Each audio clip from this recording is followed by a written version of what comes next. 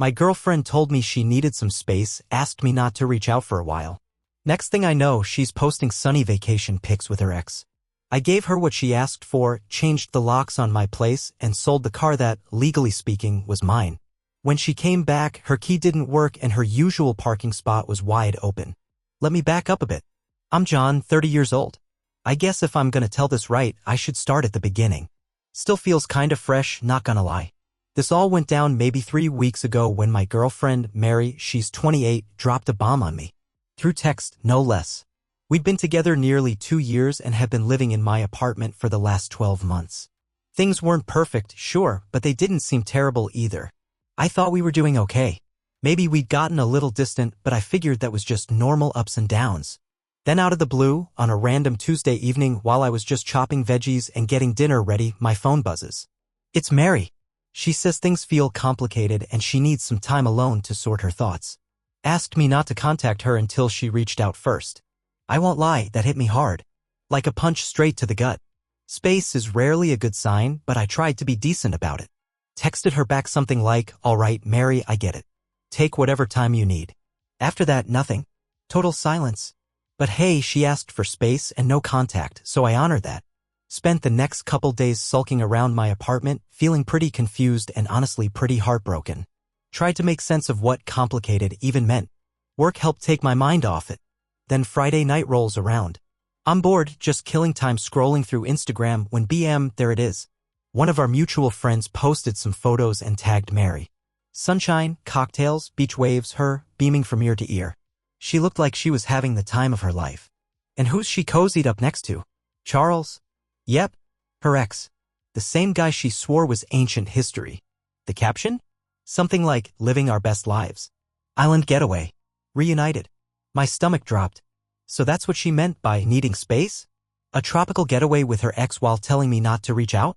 At that point, the hurt twisted into something colder, clear-headed, even. She didn't want space. She wanted me out of the way so she could mess around with her past without interference. All while living in my place and using things I paid for. Basically keeping me on standby. Nah, not happening. You want space and no contact? Fine. You got it. Saturday morning, first thing, I called a locksmith. Had the locks on my apartment changed, both the deadbolt and the knob. Ran me about $250, but it was worth every cent just for the peace of mind. Her key? Totally useless now. Then I thought about the car. Bit of backstory there. About 6 months ago, Mary's old beater finally crapped out. She needed something dependable for her job, social media marketing, lots of driving to meet clients and all that. Problem was, her credit was shot. So I stepped up. Bought her a solid used Mazda CX-5. Cost around 18 grand. But here's the kicker, everything, the loan, the title, the insurance was in my name only. She agreed to make monthly payments to me and for the most part she did.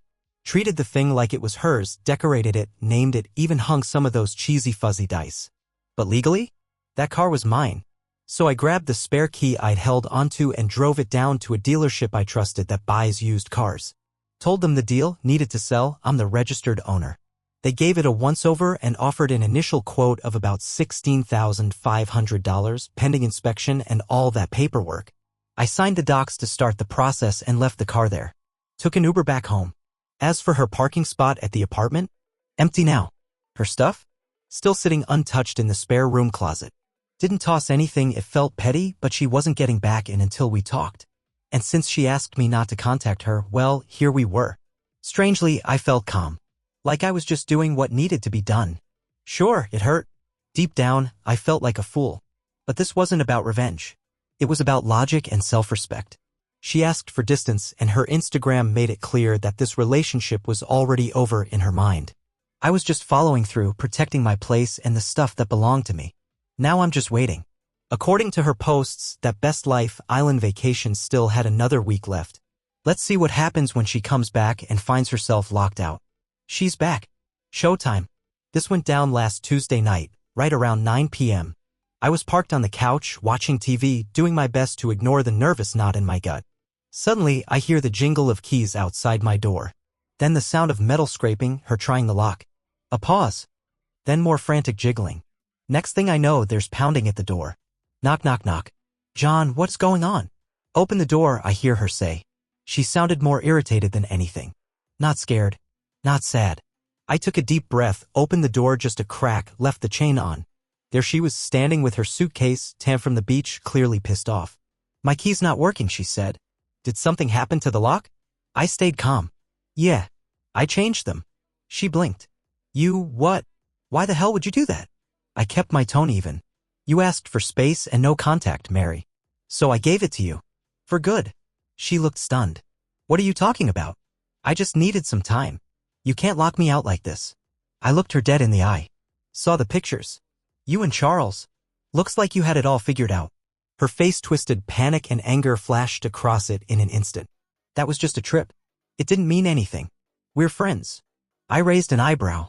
Friends who take romantic island getaways while their boyfriend's sitting at home, respecting their request for space? John, don't be ridiculous. Let me in. My stuff's in there. Where's my car? Her eyes darted to the empty parking spot. Where's my car, John? The entitlement was unbelievable. She really thought everything would be waiting for her like nothing happened. I laid it out. First off, this is my apartment. Second, that was never your car. It's mine, title, loan, insurance, everything. And I've started the process to sell it. It's at the dealership now. Her jaw practically hit the floor. You're selling it? You can't do that. You made payments toward using it, Mary. You didn't buy it. You don't own it. I do. Legally. She looked at me like I just stolen a kidney. This is insane. You're stealing from me. I'm calling the police. She actually whipped out her phone. I just shrugged. Go ahead. Go ahead. Call the cops, I told her. Let them know your ex-boyfriend changed the locks on his own apartment after you asked for space and no contact, then jetted off on a romantic vacation with another ex. Oh, and mention that the car he's selling is titled and registered entirely in his name. Let's see how that goes over. She froze, phone still halfway to her ear. Then her face twisted like she'd just tasted something rotten. You're a terrible person, she hissed. You planned this. I just looked at her. No, Mary. You planned a secret trip with your ex and told me not to reach out. I honored your request and handled the fallout like an adult. You don't get to keep me in your back pocket while you play island getaway. Before she could fire back, another voice cut in, her sister, Thomas.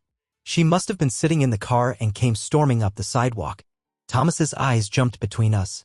What's going on here? She demanded. Then she turned to Mary. Why are you locked out? Cue the waterworks. Mary starts crying right on cue. He changed the locks. He's selling my car. He's throwing me out. Now Thomas is staring me down like I just drowned a puppy. Are you serious right now? After everything she's done for you, you just kick her out and take her car. I kept calm. Thomas, this is my apartment. And that car? Never hers. It was mine from day one, registered, financed, and insured under my name. She asked for space, disappeared with Charles, and posted it all over Instagram. Go check it if you don't believe me. We're done. She needed time to think, Thomas shot back. You were supposed to support her, not punish her. Support her cheating on me? No thanks. She made her decision, and now she gets to live with it. That's when Mary started demanding her stuff. Right then and there, 9 p.m. Nope, I said.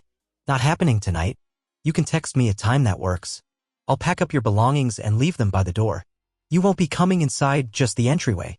You can't dictate that. I can. It's my place now. And since you wanted no contact, consider this the new contact method.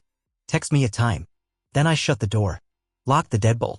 My hands were shaking a bit, adrenaline, some leftover rage, and yeah, hurt. But mainly? Relief. It was finally over. At least, that part of it. I heard them outside for another 5 minutes. Mary yelling.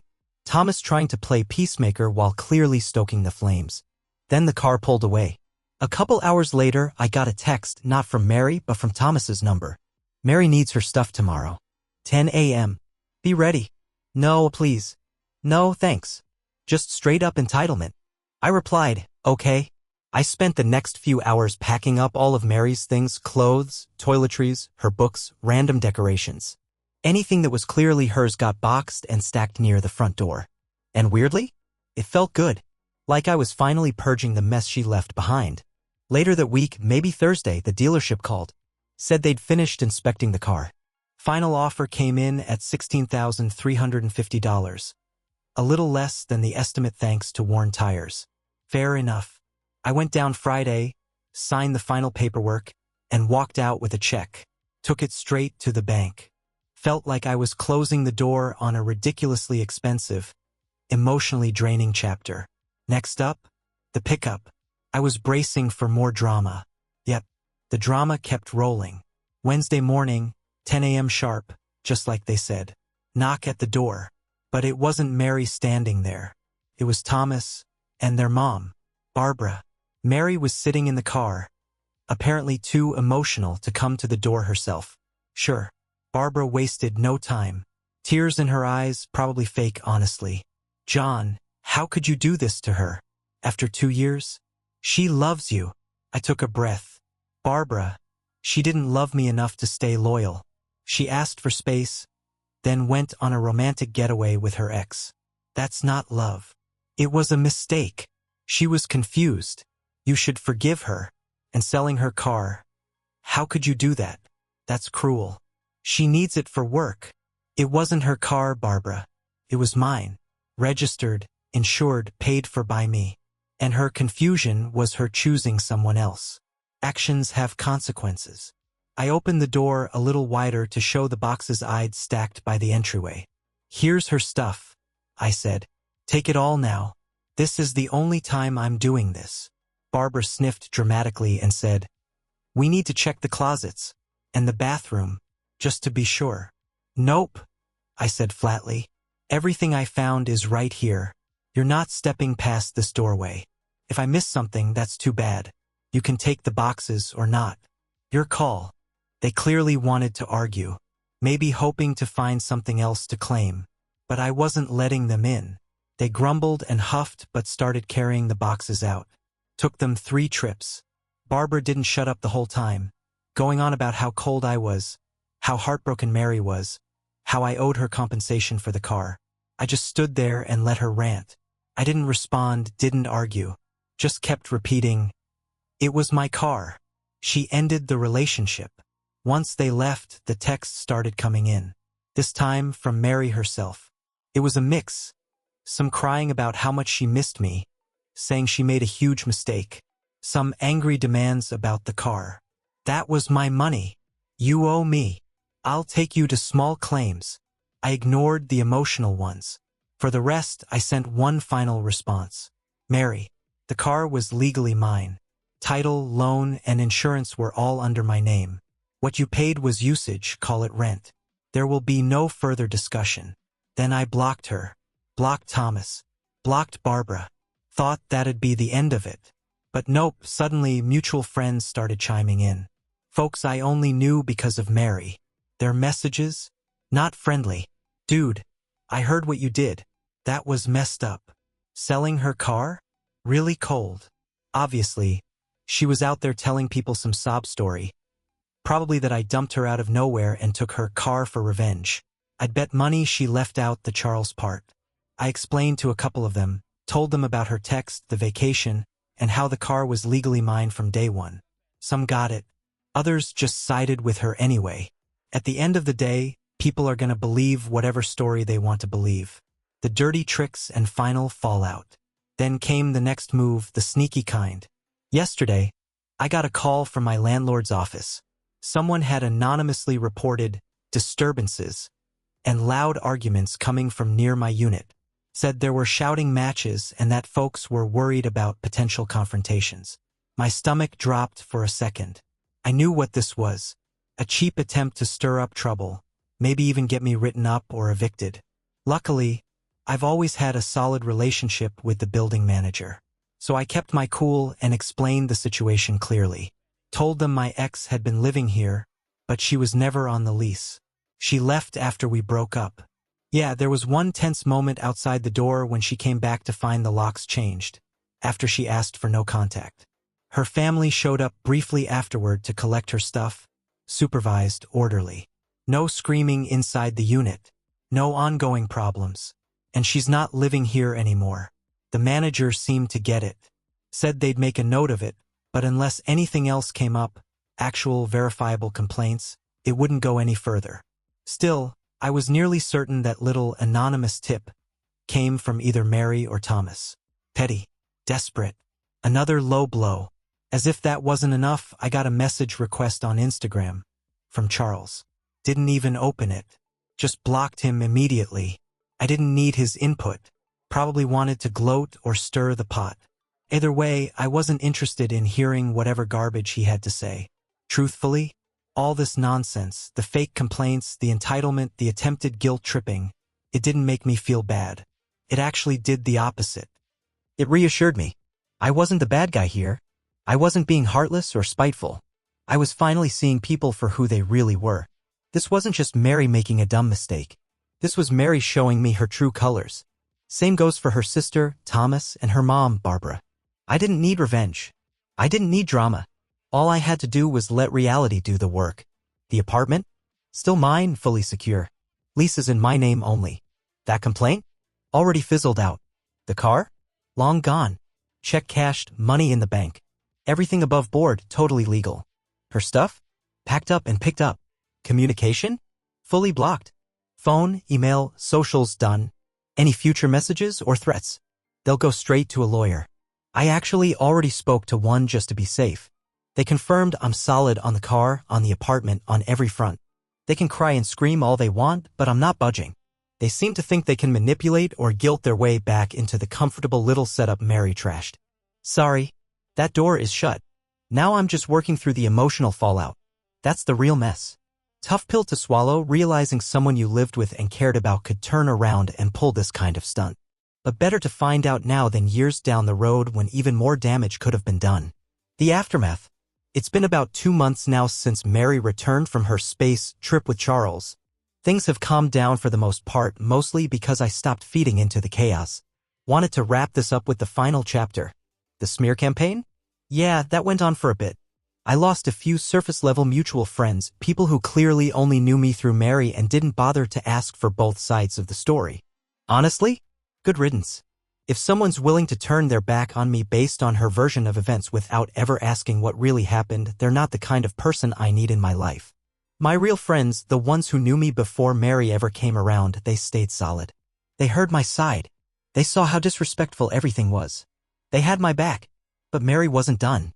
Out of nowhere, I got this half-baked legal letter from some discount attorney she must have scraped together cash for. It demanded $10,000 for her contributions to the car and her emotional distress. The thing was full of typos and shaky legal language. Pretty sure it was written using Google and a prayer. So I had the lawyer I'd already consulted send a very polite, very professional reply. It included copies of the title, loan paperwork, and insurance all in my name. It also outlined how her payments were for usage, essentially rental value during the time she had the car. Technically, if we calculated by IRS mileage standards, she actually owed me money. Total bluff, but it made the point. We also included a printout of her original "I need space, don't contact me" text, and screenshots of her vacation posts with Charles, timestamped and public. The letter closed with a warning: if she kept pushing baseless claims or harassing me further, we'd pursue reimbursement for legal fees and even consider a restraining order, especially given her little stunt with the landlord. That shut it down. Radio silence. I imagine her lawyer realized she had no case and dropped her. And without me paying for her lifestyle anymore, she couldn't afford a legal fight. Heard a few things through the grapevine. A buddy of mine still talks occasionally with someone from Mary's old circle. Apparently, she crashed at Thomas's for a while. That didn't last long. Word is, Mary expected Thomas to foot the bill and cater to her like she was still the queen of her castle. Didn't lift a finger to help. Big surprise. Charles? Predictably disappeared the second vacation mode ended. He got what he wanted, a fun trip and some nostalgia, and bounced. Was never planning to deal with her real-life drama. After that, she tried squeezing money out of her mom. Barbara probably gave her something to keep her quiet, but let's be honest, they couldn't support her Instagram influencer on a budget lifestyle forever. Last I heard, she packed up and moved back to her hometown. Living with her parents again. And still blaming me for everything. Apparently, she's walking around telling anyone who'll listen how I ruined her life. No accountability. No reflection. Just the same old entitlement dressed up as victimhood. But me? I'm good. I'm finally free. No more drama, no more manipulation. Just peace and a clear reminder of how important it is to set boundaries and stick to them. The quietest revenge. You know what the best part is? The silence. No more demands. No more fights. No more Mary. Just peace. My apartment actually feels like mine again. Last weekend, I repainted the living room, got rid of some of the furniture she picked out, tossed the trendy coffee table that never quite fit the space, reclaiming it all piece by piece. And man, it feels good. This wasn't some explosive act of revenge. No screaming matches or dramatic send-offs. It was slow, steady, and deliberate. All I did was give her exactly what she asked for: space. I honored her request for no contact and let the natural consequences of her actions do the heavy lifting. She wanted distance? Well, now she has an unlimited supply. She chose to prioritize a tropical fling with her ex over the relationship we built? That's on her. She gets to live with the mess she made alone. She leaned on me for support, counted on my place, my money, my car, and thought it would always be there? She lost it the moment she shattered the trust it all depended on. Selling that car, the one she treated like a personal badge of success, that little Mazda she flaunted on Instagram while she was off sunning herself next to Charles. Yeah, not gonna lie, that part hit different. That felt real satisfying. And when she came home to find the locks changed and her parking spot empty, chef's kiss. That was reality, clear and unmissable, hitting her right between the eyes. She didn't just lose me, she lost the cozy life she thought she could count on forever. The apartment, the ride, the sense of control, all gone. Sure, it hurt. I won't pretend it didn't. Took me a minute to work through the betrayal. But I kept my head on straight. Handled things with logic. Protected myself. Refused to be a backup plan or a doormat. She tried to play me like a fool. Tried to keep me on standby while she figured things out. Thought she could have her fun and come home to everything just the way she left it. But she seriously miscalculated. Actions have consequences. And this time she couldn't spin or cry or charm her way out of them. Her entitlement met the wall of reality, and reality didn't flinch. Honestly, that's all the justice I needed. Goodbye, Mary. And finally, time to move on for real.